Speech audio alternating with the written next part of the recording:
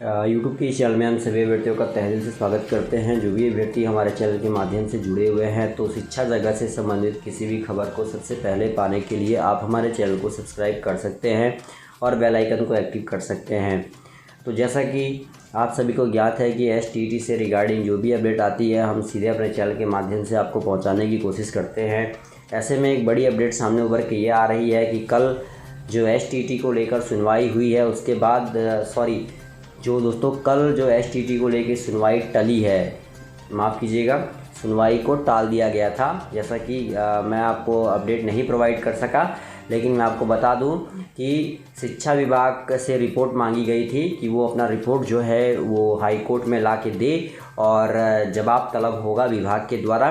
कल की डेट रखी गई थी, 7 दिसंबर की तारीख रखी गई थी। लेकिन ऐसे में सवाल ये उठता है कि कहीं ना कहीं विभाग जो है या पटना हाई कोर्ट है उसका जो जजमेंट, पटना हाई कोर्ट का जो जजमेंट था वो आगे के लिए पोस्टपोन कर दिया गया है, क्योंकि शिक्षा विभाग की ओर से जो रिपोर्ट मांगा गया था वो रिपोर्ट नहीं पहुंचा है। अब आप सोच सकते हैं कि ग्रहण जो है वो STT के रिजल्ट पे लगा हुआ है और अब ये ग्रहण कहीं ना कहीं लंबे समय तक न हटने का आसार है। कई सारे केस जो है STT पे कर दिए जाते हैं। जैसे कि आप सभी को ज्ञात है कि मैथ के अभ्यर्थियों ने इसलिए केस किया था क्योंकि पेपर का लेवल था उनका हार्ड रखा गया था। अब सवाल ये उठता है कि विभाग क्या सचमुच चाहती है कि STT को फंसाया जाए? तो बिल्कुल ये बात क्लियर है कि STT को फंसाया जा रहा है।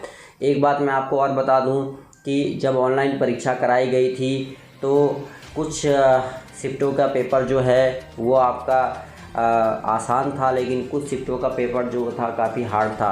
अब सबसे बड़ा सवाल ये सामने उठ के आता है कि कुछ शिफ्टों का जो पेपर आसान था और कुछ शिफ्टों का जो पेपर हार्ड था, आखिरकार ऐसा क्यों? पहले ही विभाग ऐसी गलती क्यों किया? क्योंकि विभाग खुद चाहता था कि अगर मैं ऐसी गलती नहीं करूंगा तो अभ्यर्थी पटना हाई कोर्ट का दरवाज़ा नहीं खटखटाएंगे। कल जब पटना हाई कोर्ट में शिक्षा विभाग से रिपोर्ट तलब की गई थी कि STT पे जो रिपोर्ट मांगी गई थी वो रिपोर्ट नहीं दिया गया कोर्ट को, और कोर्ट ने फिर से सुनवाई की तारीख आगे पोस्टपोन कर दी और कोई भी सुनवाई जो है वो पटना हाई कोर्ट में नहीं हो पाई। बड़ा सवाल मुद्दे का ये उठता है कि भाई जो जजमेंट है वो ना आने का भी मेन कारण ये है कि भाई विभाग जो है वो इसलिए भी लापरवाही बरत रहा है क्योंकि वो नहीं चाहता है कि माध्यमिक विद्यालयों में शिक्षकों की नियुक्ति की प्रक्रिया संपन्न हो सके। बड़ा सवाल ये है कि अगर रिजल्ट में इसी प्रकार से ग्रहण लगा रहा तो अभ्यर्थियों की जो उम्र सीमा है वो कहीं ना कहीं धीरे धीरे समाप्त हो जाएगी, जिससे कि उनके रिजल्ट कार्ड की कोई भी वैल्यू नहीं रह पाएगी। तो अब देखना ये होगा कि भाई 15 तारीख को जो STT केस की जो अगली सुनवाई है, जिसको कि पटना हाई कोर्ट के द्वारा रोक लगाया गया था रिजल्ट पे सिलेबस को लेके, उसमें अब क्या कुछ होता है। और आप सभी को ज्ञात है कि कई सारे ऐसे भी आपके बिहार में ही STT अभ्यर्थी हैं जो यूट्यूब चैनल भी चला रहे हैं और वो खुद कई बार केस कर चुके हैं STT को लेकर। तो ऐसे में सवाल ये उठता है कि भाई इन लोगों से भी बचें, आप लोग चंदा ना दें इन्हें, क्योंकि इनका मनोबल तभी बढ़ता है जब आप लोग इन्हें चंदा देते हैं। ठीक है, तो कई सारे सवाल हैं जिनका कि जवाब यहाँ पे देना मैंने उचित समझा और जल्द से जल्द हम चाहते हैं कि भाई कोर्ट के द्वारा जो रोक लगाई गई है रिजल्ट पे वो हटे। और एक बात और थी इसमें STT रिजल्ट को लेके कि सिलेबस का मुद्दा भी अब सामने आने लगा है। तो आखिरकार कब तक ये चलेगा? क्योंकि एक बार जब रिजल्ट में गड़बड़ी थी उसे रद्द किया गया तो दोबारा पारदर्शिता के साथ परीक्षा होनी चाहिए थी और तुरंत उसका रिजल्ट प्रकाशित होना चाहिए था। तो सवाल के घेरे में कहीं ना कहीं STT जो है वो फंसा हुआ है। अब हमें देखना है कि भाई कब तक ये प्रक्रिया जो है वो संपन्न होती है और कब तक शिक्षकों के लिए अच्छी खबर आती है। तो अब 15 तारीख पे हमारी निगाहें टिकी हुई हैं।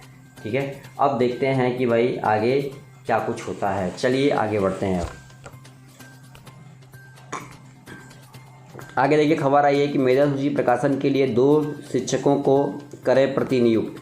देखिए लिखा है, दिया गया निर्देश BEO और रिक्त पदों के अनुरूप नियोजन प्रक्रिया पूरी करने का निर्देश अभ्यर्थियों की सूची NIC पर किया जाएगा अपलोड। ज़िले में शिक्षक नियोजन प्रक्रिया को तेज़ी से निपटाने की कवायद जो है वो शुरू हो गई है। नियोजन इकाई के अध्यक्ष और सचिव को लगातार गाइडलाइन फॉलो करने की बात कही जा रही है, फॉलो का निर्देश दिया गया है। वहीं डीईओ का प्रखंड नियोजन इकाई और पंचायत नियोजन इकाई के शीघ्र प्रक्रिया को पूरा करने का निर्देश दिया गया। डीईओ ने नासिम अहमद ने विभाग से प्राप्त आदेश के आलोक में इस संबंध में नया निर्देश जारी किया है कि इसके अनुसार बीईओ को आदेश दिया गया है कि सभी नियोजन इकाइयों से समन्वय और संपर्क स्थापित कर मेधा सूची प्रकाशन व आपत्ति के निराकरण तथा उसे अंतिम रूप से प्रकाशित करने के लिए बहाल करें। मेधा सूची के अंतिम प्रकाशन के लिए अपेक्षित पहल और नियोजन इकाई को सहयोग करना जरूरी है। आदेश में बताया गया है कि आपत्तियों के निराकरण के क्रम में एनआईसी से प्राप्त यूजर और पासवर्ड नियोजन इकाइयों को ज़रूरत होगा जो कि सभी को पहले ही उपलब्ध करा दिया गया है। मिली जानकारी के अनुसार नियोजन इकाई को यह यूजर और पासवर्ड अभी तक नहीं दिया गया है, जिससे कार्यों में बाधा पहुंच रही है। तो देखिए ये भी जो अपडेट है वो दी गई है कि भाई मेधा सूची जो है वो जल्द जल्द प्रकाशित कर दिया जाए। और देखिए दिया गया निर्देश, बीईओ को रिक्त पदों के अनुरूप नियोजन प्रक्रिया पूरी करने का निर्देश दिया गया है। अभ्यर्थियों की सूची एनआईसी पर किया जाए अपलोड, ये भी बात कही गई है। चलिए आगे बढ़ते हैं। अब देखिए एक अपडेट आई है 2 घंटे पहले। कुछ लोगों का मानना है कि डिले की वजह विभाग है, ऐसा नहीं। देखिए विभाग की ओर से एक अपडेट दी गई है केस को लेकर, क्योंकि आप सभी को ज्ञात है, चाहे हम एसटीटी की बात करें, चाहे हम शिक्षक बहाली की बात करें, हर जगह कहीं ना कहीं केस की वजह से ही बहाली की प्रक्रिया हो या एसटीटी हो, ये तमाम चीज़ें जो है फंसी हुई हैं। तो देखिए लिखा गया है, विभाग क्या कुछ लिख रहा है। विभाग का कहना है, कुछ लोगों का मानना है कि डिले की वजह विभाग है, ऐसा नहीं है। केस कितने अधिक हो रहे थे, अभी भी एक मामले में निर्णय बाकी है। सभी की अपनी अपनी समस्याएं हैं। विभाग तत्पर है बहाली पूर्ण करवाने के लिए। कुछ भी हो, बहाली तो जल्दी ही पूरा होगी। सच परेशान ज़रूर हो सकता है, परंतु हार नहीं सकता। जीत हमेशा सत्य की होगी। अपनी प्रतियोगिता परीक्षाओं की तैयारी जारी रखिए। इसी महीने काउंसलिंग की डेट आ जाएगी। तो देख सकते हैं कि भाई यूथ ऑफ बिहार आप देख सकते हैं यहाँ पे, या तो धीरे धीरे सकारात्मक ही खबर जो है वो सामने उभर के आ रही है। वहीं दूसरी खबर की ओर बात करें तो मेधा सूची को जल्द से जल्द जारी करने के लिए विभाग ने कई सारे लेटर भी प्रकाशित किए थे और ये बात कही गई थी, विभाग के द्वारा ये बात कही गई थी कि भाई मेधा सूची का प्रकाशन जो है वो जल्द से जल्द किया जाए। और इसके लिए देखिए डीईओ का घेराव भी किया गया, शिक्षक अभ्यर्थियों ने किया। तो प्रारंभिक स्कूलों में शिक्षकों की बहाली प्रक्रिया पिछले साल प्रारंभ हुई थी। 1.5 लाख से अधिक समय गुजर गया, बहाली पूरी नहीं हो सकी। इससे यह जाहिर होता है कि सरकार कितनी कमज़ोर है। शिक्षा विभाग के अधिकारियों की शिथिलता से परेशान हैं शिक्षक अभ्यर्थी। 24/14 को डीईओ व डीपीओ कार्यालय के समक्ष करेंगे प्रदर्शन। तो बड़ी अपडेट है दोस्तों, पल पल की खबर के लिए जुड़े रहिए। हर जगह कहीं ना कहीं कह सकते हैं कि कुछ ना कुछ कमी देखने को मिलती ही जा रही है और विभाग इतना लाचार है वो आप समझ सकते हैं। तो चलिए इस वीडियो में इतना, धन्यवाद।